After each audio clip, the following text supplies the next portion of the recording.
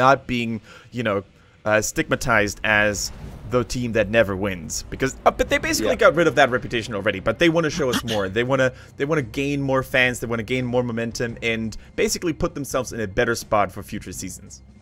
Indeed, they do. So we're gonna see the first map being Infernal Shrines. Now, I like this because for some reason, and I have no idea why, this is illogical to me. Doesn't matter what the map is. Wukong Gaming have been almost consistently only reliant on Kerrigan. And it's like, we're going to build the draft around Kerrigan. And they just pick it anywhere.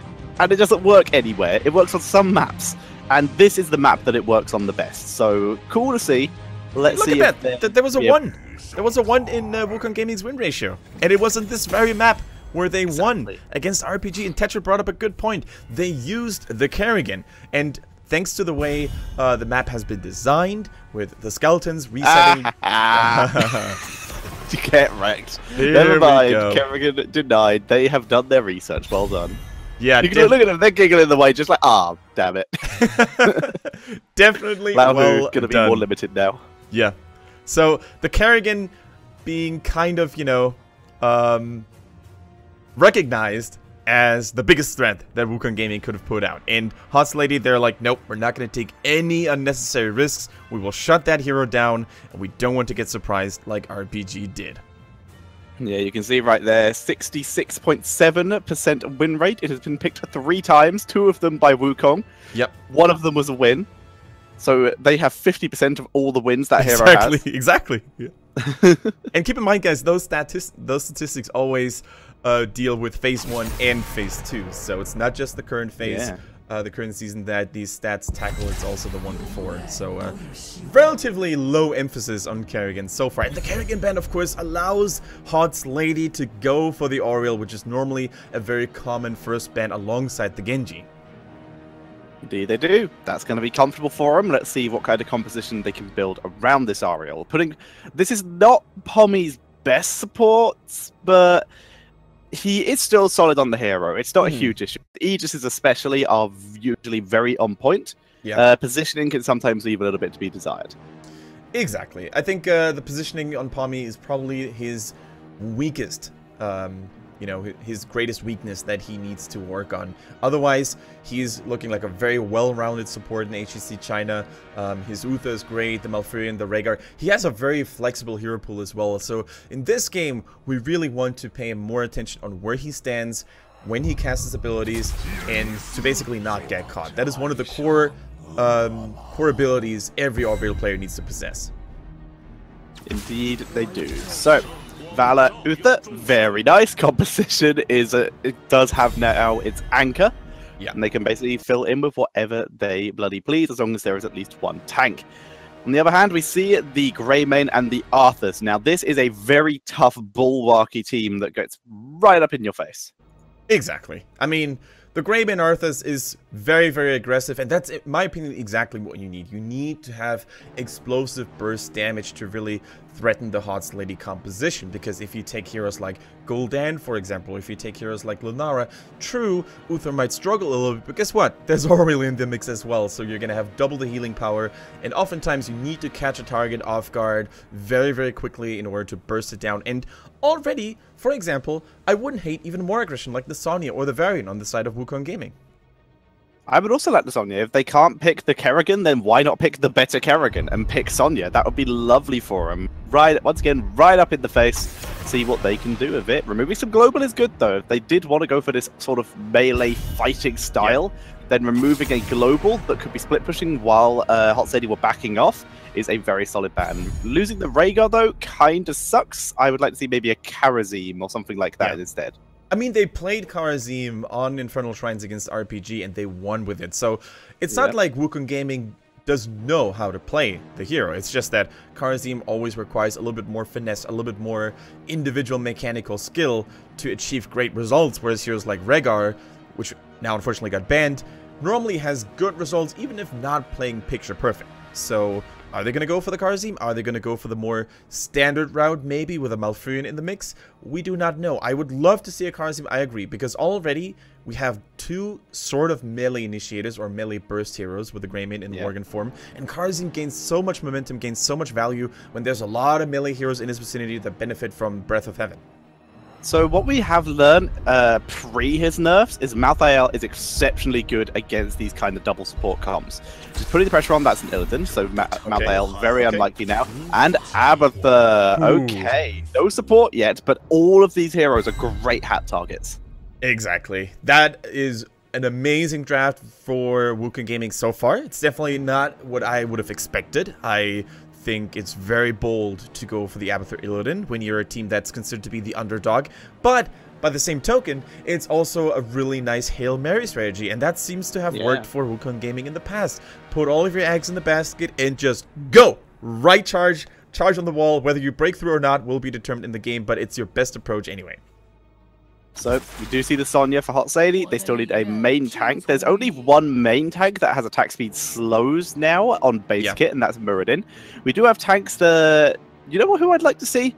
ETC, Block Party. We don't really see him or it anymore, but against this comp, like, everything's auto-attack. Also, there aren't any interrupts for the mosh pit, right? There's a couple of melee heroes you can slide in. Hey! Tetcher the Prophet has spoken. No, that's an amazing call. Like... The block party, as you said, will gain a lot of value. There's not a single stun available just yet, and I don't think there's any other support other than Malfurion that could still have a reliable interrupt. Yeah, I don't think they're going to go for Hunt to interrupt a mosh pit. It's not ideal. Yeah, first of all, it's not ideal. Second of all, you basically need to have immaculate timing. Like, if you just sleep for a millisecond there, it might already be too late for you to join. So, that's not reliable at all. I agree. He needs to be Malfurion right now. He's basically the only support left with a reliable mid-range interrupt, right? I think so. Like, I'm trying to think. Twilight Dream, blank. There's a big old 90% slow you can get from Lily. Morales could go for the grenade. That's more consistent. I would argue Morales might be better here. You can Stim Drone Illidan or Greymane or even Arthas. There's not a whole lot of Morales threat would be a potential. great call. Yeah. See what they're gonna come up with here. Oh no, this draft was looking good. I don't like the movement speed's great, but they are so missing healing. The arc on the boop is very short. You're gonna have to be very lucky to use it to interrupt much pit unless you can fully stack it very early. I thought that draft was going really well, but. No. And there's also so much interrupt potential for the sound barrier. I mean, ETC can interrupt it twice, knockback or power slide. Then you have the Daemon Strike if Uther stuns. If he goes Divine Storm, he has 2 stuns as well. So I'm not very confident in Lucio's ability to actually get any sound barrier value in this game whatsoever. And even if it gets through, what Hot Lady can just do is they can just run away. They can just disengage with ETC. The double support is going to keep everyone alive, and as the moment sound barrier wears off or expires, they're going to retaliate and strike back, and I don't think there's enough punching power. I don't think there's enough, threat potential now that Wukong Gaming can build up. I would agree. I also think I might be ever so slightly ahead of you. I'm attempting to get back up to 8-ish, but I'm currently on 7 to 6. I can also just try to refresh, because I do think you're... Like it's telling me I'm jumping between 6 and 8, and I don't know how that's happening. Like I'm getting literally a 2-second jump apparently, but either way. So, having a look at this composition, the Lucio could work, but I'm really not sure it does, although I do like the idea of a hatted Lucio. Let's find out as we jump into game number 1 of our last day.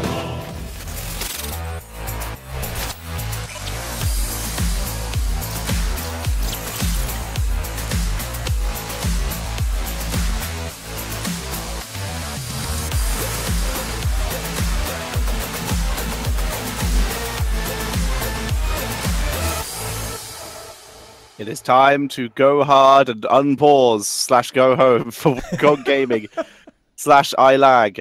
But either way, we are still paused. We're still paused. I mean, better now than later during the game, during a big team fight, for example. And we're back. And we're back.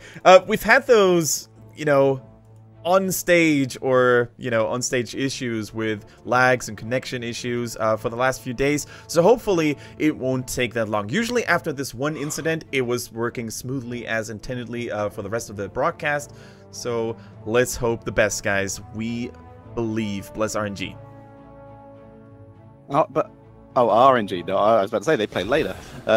For now, though, ladies and gentlemen, we're back in. Spawning on the left-hand side in the blue trunks, it is Hots Lady with Y on Valor, Pommy on Uther, Lias on the Sonya, Meng playing Ariel, and Carlo is playing the ETC.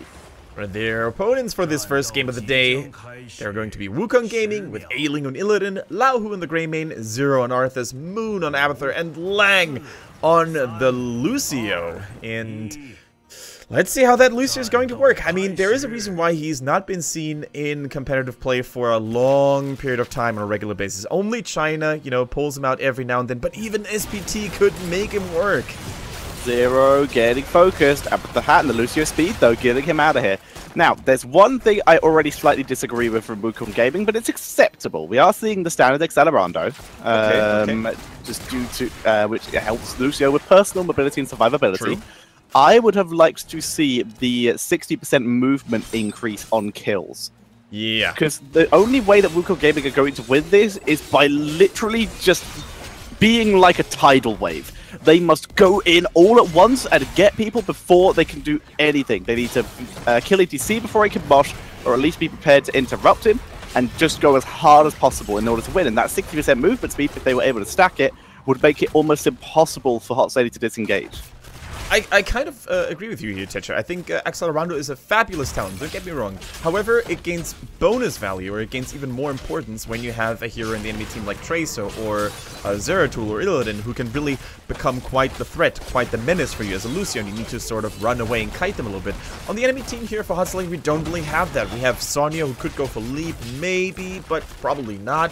So there is not really the need for Lucio to disengage or to run away. The only way he can now use Accelerando is for aggressive purposes, and I don't think that's going to net him a lot of value either. So I do agree. Maybe the passive bonus could have been nice, or as you said, the movement speed bonus on Amp It Up. Let's find out if Accelerando will just be a fine choice after all. But now, though, both teams entering into the level 3 base race, going for a fort. The Valor team, I think, should do it quicker unless we did see Greatman go into Walken form, but considering that Sonya and friends are actually able to defend compared to Abathur, who can only really hat, they are seeing a bit of a head start for Hot Lady.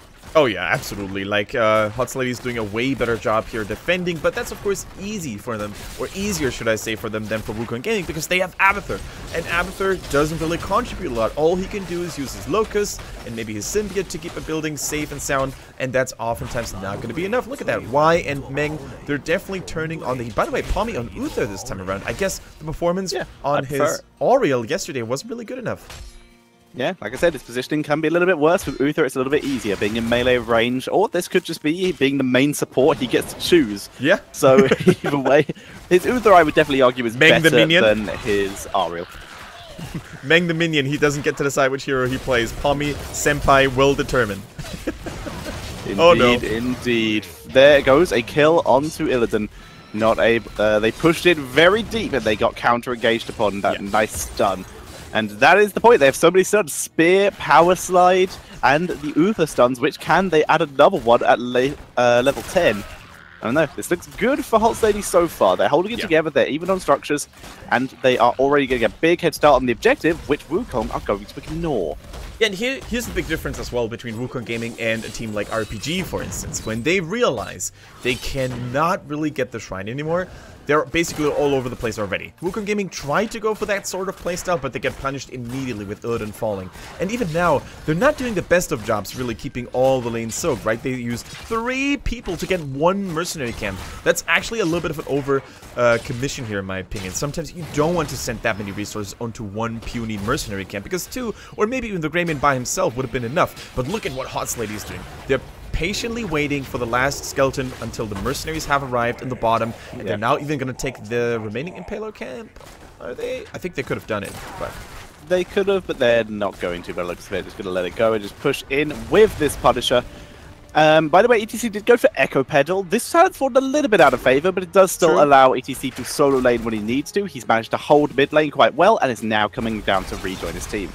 I love what Leos was doing here as well. He was patiently waiting to show himself until, you know, he basically saw how many team members of WKG Gaming were committing to the defense. And by not showing the Sonya, WKG Gaming weren't really sure. Are they pushing with 5 or are they only using 4? And then only at the very last moment did Sonya show herself to sort of fool their opponents. Oh my god, Abathur, no, Moomin. Okay. He's out, but that was dangerous. That was not a best place to stand, but he soaked XP and didn't die, so worth, I guess. Yeah. Still a little bit behind WKG Gaming this, but they locked down the Vala. Why? Jumps to safety, is still a little bit isolated from the rest of his team. Chase it here, and the Lucio damage enough to get the kill there. A 0 waits for another great route on Pommy, who drops down to this Lucio Boopin. Has some good action right now. Very well played by WKG Gaming to pick up their first 2 kills of the game. That was a great flank by WKG Gaming. I mean, it's not like it was probably very surprising for Hot Lady because they should have definitely expected something like that.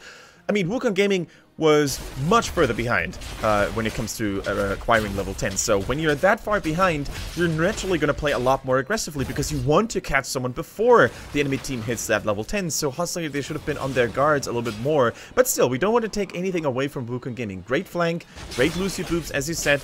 And that's exactly how they need to play, like aggressively, but also with a calculated risk. Yeah, they need to. The aggression is what they need. ETC confirms my worst fears when he took Echo Pedal and goes for Stage Dive. No. And yeah, Global XP is nice, but oh my god, do I disagree with this. I fully disagree with it. Stage Dive is great, don't get me wrong. Like, you can have global mobility, you can almost play like a Dehaka when you've got it ready. You can always join your team when it's needed. I don't think WKG Gaming could have done anything about Mosh Pit, though. Let's count the interrupts. They have had a protection and Divine Shield. The interrupt is Boop if they can fully stack it. They got Divine Shield too. Yeah, they can just make the holy cow, and they decide not. So I guess these abilities are just reserved for Sonya, but no, not saying I personally believe this is incorrect. But this ETC better get all the XP. Yeah. Or I'm going to be annoyed. Absolutely. I think here's maybe some argument that you could have in favor of Stage Dive, right? Lucio being very mobile, having a lot of movement speed, but hold that thought. Lias is getting engaged and WKG Gaming is going in. Yeah, the cow lands and they're able to pick up the kill onto Greymane. Into the backline is getting no value at all. Taken out. And beautiful sustain from the double support comp. Moonshell drop as well as the clone. Punish is taken by Hot Lady, and they shred through it. Well, that escalated quickly, and to be honest, that was a great Stage Dive, and it got tons of value. Yeah, so it got everyone. That was awesome. It hit everyone, and I think Carlo just made us look like fools. But no, in all honesty, I think the Stage Dive was probably a countermeasure to the movement speed that Lucio can provide. Still, I will stay true to my words and say that Mosh Pit would have been the better choice. Agreed. Now here's a question for you, Kendrick, as we do see Hot Lady are not going to push in with this Punisher, and Wukong will be able to clear it up. Yep. Which team are you going to get your 100 cheers for first to get their banner? Oh, that's such a good point. I actually wanted to bring it up as well. We actually have confirmed, by the way, guys, that the Chinese teams will be included for this bonus program as well. And for those of you who didn't get the memo, you will be able to cheer for your favorite HGC team. Hold on, never mind. Or is it going to be a team fight? He's trying. Raid of Vengeance. Beautiful. Okay. So yeah, you will be able to cheer on Twitch, on the Blizz Heroes Twitch channel. And depending on which team you cheer for, you will unlock certain goodies like the team spray, the team's banner. And that is very, very cool. And if I had to choose a team from HGC China, it would be CE. You'd get a CE one first? CE would get all my monies for now. Goodbye. CE would definitely be on there. Like CE, SPT, and RPG are the ones that I would absolutely get. I'd probably do RPG first. You gotta have that RPG pride. So here's the thing with RPG, right? They played 2 great seasons, so I can fully understand why you would want to endorse the team. My favorite team in Phase 2 has definitely been SOA. However, I want to wait a little bit longer and see if they can maintain that consistency.